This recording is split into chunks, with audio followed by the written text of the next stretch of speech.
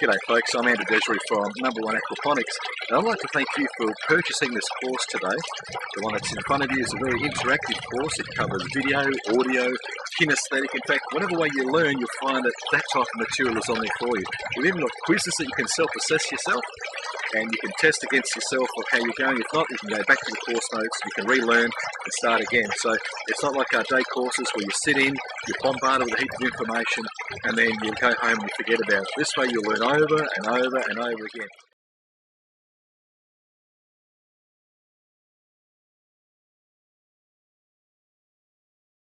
My name's Max. I've just sat through the 2 days of aquaponics training. I suppose from my point of view to see something that seems to be so positive going forward for not only the environment but with water growing up in an irrigation area. I found the course fantastic.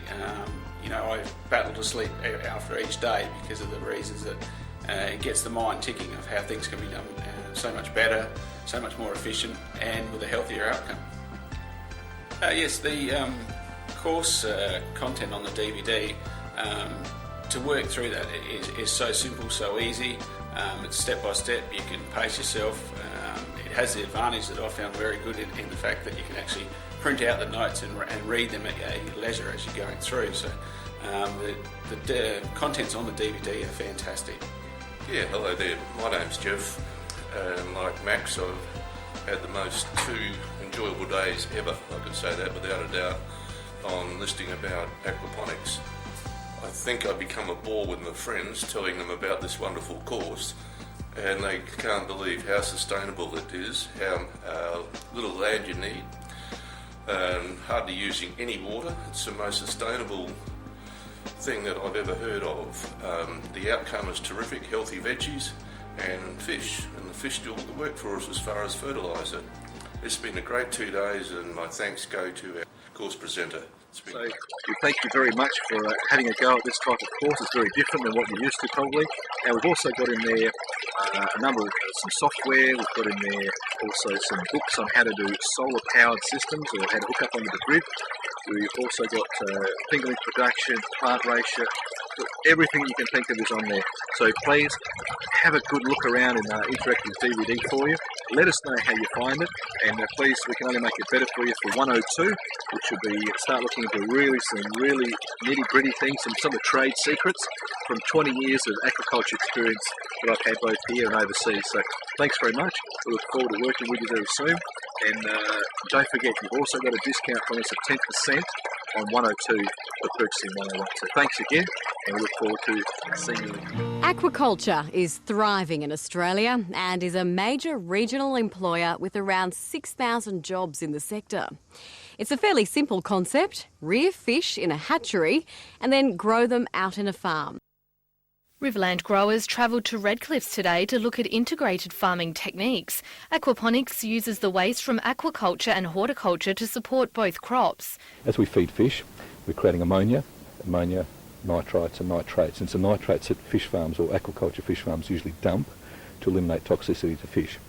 In horticulture, we have plants that consume nitrogen or nitrates. In a climate where every drop of water counts, he says it will save a lot from horticulture, which can be put back into aquaculture ponds. And the system can become more complicated if the farmer wants. If we wanted to take it one step further, we could then take the wastes from horticulture that we get from these systems, and we could then develop it into, say, rabbit production or chicken production. Neil Griffiths is a new player in the rabbit game, but he knows more than most about looking after animals. He's a former vet who was forced to change careers after he was seriously injured in a car crash. How's the AC units? Yeah, it's looking good. We've got 8 on oxygen, so that's looking good. It's really He's now teamed up with an aquaponics expert and a former chicken farmer to try and set up an integrated rabbit farm, where the feed comes from an unlikely source. By feeding fish protein, we can convert the proteins that become ammonia from waste, from ammonia to nitrite and nitrates, which then feeds the plants. So for every 60 grams of feed going in, we're able to produce about a square metre of plants. 1,000 kilograms of fish, we're able to grow 7,000 kilograms of lettuce.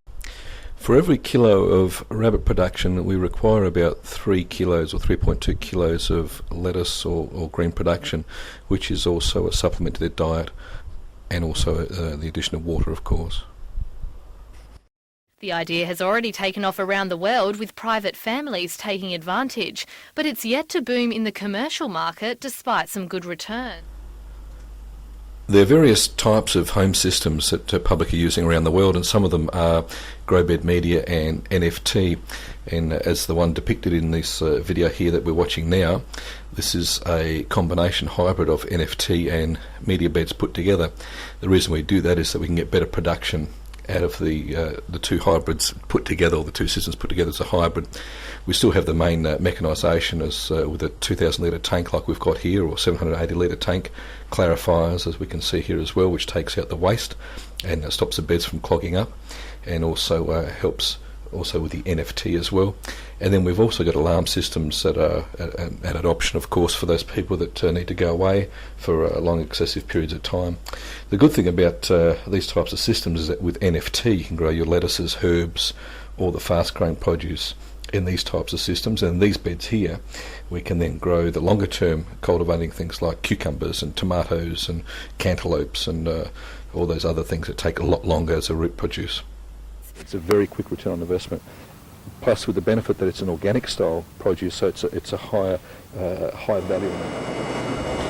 With the opportunity to travel through Canada, the Caribbean and the mainland of US to visit a number of commercial farms and a number of facilities such as Disney's Epcot, NASA, etc., we were able to write a paper for the Department of Education and Workplace Relations which would cover integrated farming such as aquaponics. This enabled us the opportunity to prove a commercial concept for Australia and the Riverland region.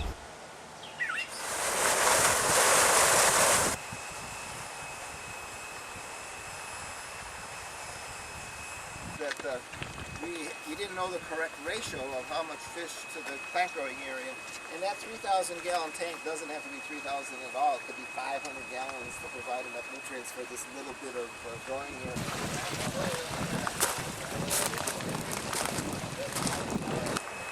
It looks like it believes it. So, oh my goodness, I know they are not doing this hard to crack. How awesome is that? And there's a big cat. What's this? What's the look like, Jim? What's that? They're going to make you into a fish farmer, Greg.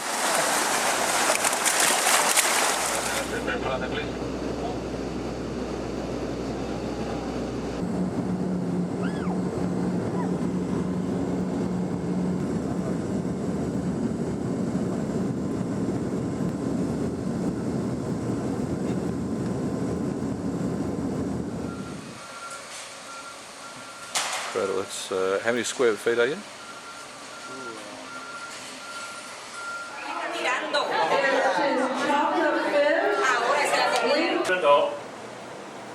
It can eat up to 50 aphids a day. It eats the entire aphid, not just a little bit of it. Kind of like me sitting in the golden corral. It's just going to keep on going. In your own home. This right here is one of our hydroponics at home setups. It's pretty cool. It's just a 10-gallon fish tank. I know some of you probably have one of these lying around, right? Where you kill poor fish. See, now you can turn them into a growing tank. Now inside of here we have that water and nutrient solution that I've been talking about. Also we have that aerator. Just like our fish need that constant oxygen turnover, our plants do too. If they don't have that, they actually can't absorb the water and nutrients into their roots. Have played an important role in decreasing pressure on wild populations.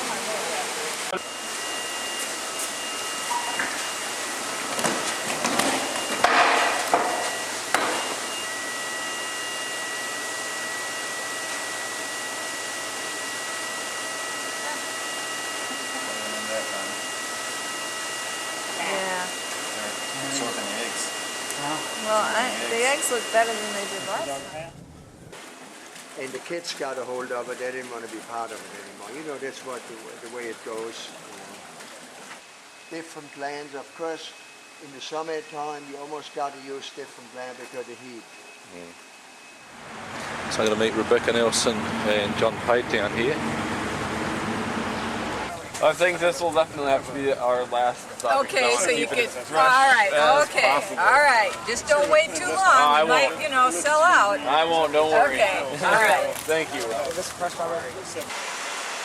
So the inlet comes in from here, flows down through here, up to the end, around the bend, around the corner, and then flows back through this way here.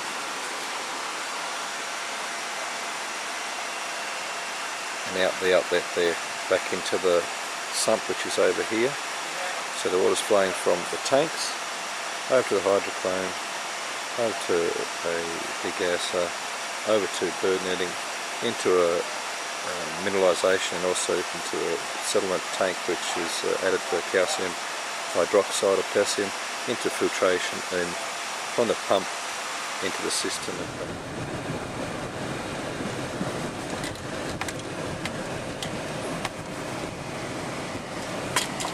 I will tell you, our kale and our chard always droops when it gets hot.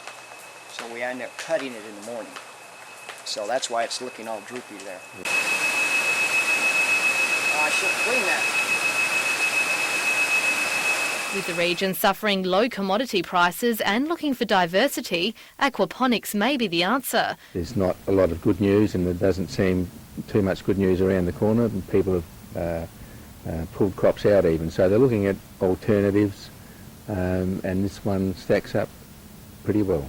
For more information, visit the website. Jessica Stanley, Win News.